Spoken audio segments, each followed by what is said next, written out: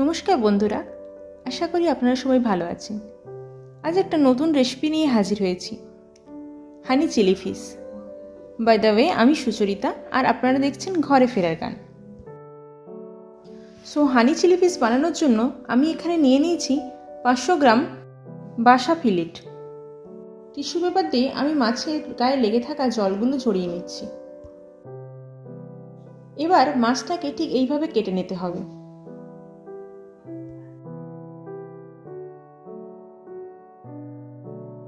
এবার মাছগুলো কাটা হয়ে গেলে প্রথমে একটা বোলের মধ্যে নিয়ে এই যে ফার্স্ট ম্যারিনেশন তার প্রসেসটা করে নিচ্ছি।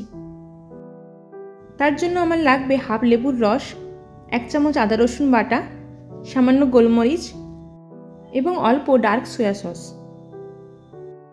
নুন এখন ব্যবহার করব না, কারণ মাছের জলটা বেরিয়ে যাবে। মাছটা যতক্ষণ ম্যারিনেশন হচ্ছে ঝটপট আমরা এই ভেজিটেবলগুলো কেটে নিচ্ছি। কিছু বড় আকারের পেঁয়াজ ও ক্যাপসিকাম কেটে নিয়েছি, আর এদিকে কিছু অল্প পেঁয়াজ আদা রসুন চপ করে নিয়েছি। এবার মাছের সেকেন্ড ম্যারিনেশনটা করে নিচ্ছি।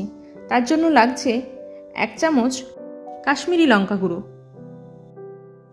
একটা ডিম, অল্প কর্নফ্লাওয়ার, অল্প ময়দা, সঙ্গে নুন। এবার ভালো করে এগুলো মিক্সড করে নিতে হবে।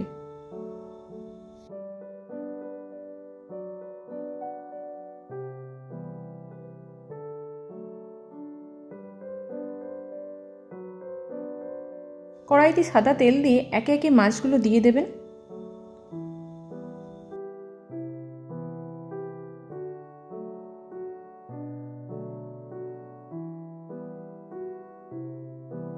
এবং মাছগুলো এপিটোপিট করে ভালো করে লাল করে ভেজে নেবেন।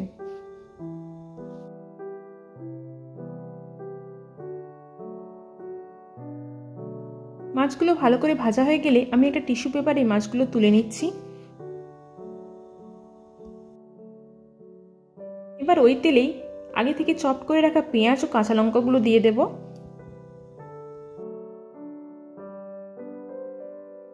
সঙ্গে বড় বড় করে কেটে রাখা ক্যাপসিকাম ও পেঁয়াজগুলো দিয়ে দেব। দিয়ে ভালো করে ভাজতে থাকবো।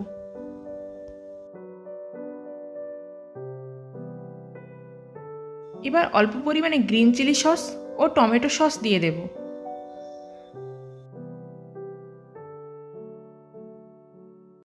এবার ভালো করে এগুলো মিশিয়ে নেব।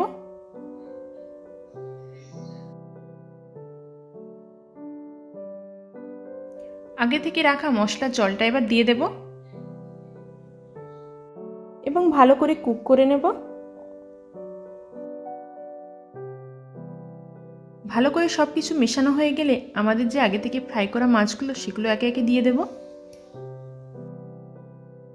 মাছগুলো দেওয়ার পরে এরকম একটু হালকা হাতে মিশিয়ে নেবেন।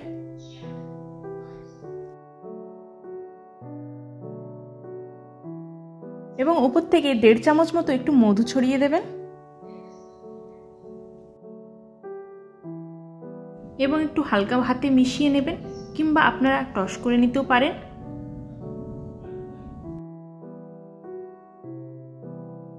তারপর আপনারা গরম গরম পরিবেশন করুন হানি চিলি ফিশ। আশা করি আপনাদের ভিডিওটা ভালো লেগেছে, আর ভালো লাগলে একটা কমেন্টে জানাবেন। আজকের মতো তাহলে এখানেই শেষ করছি। Thank you.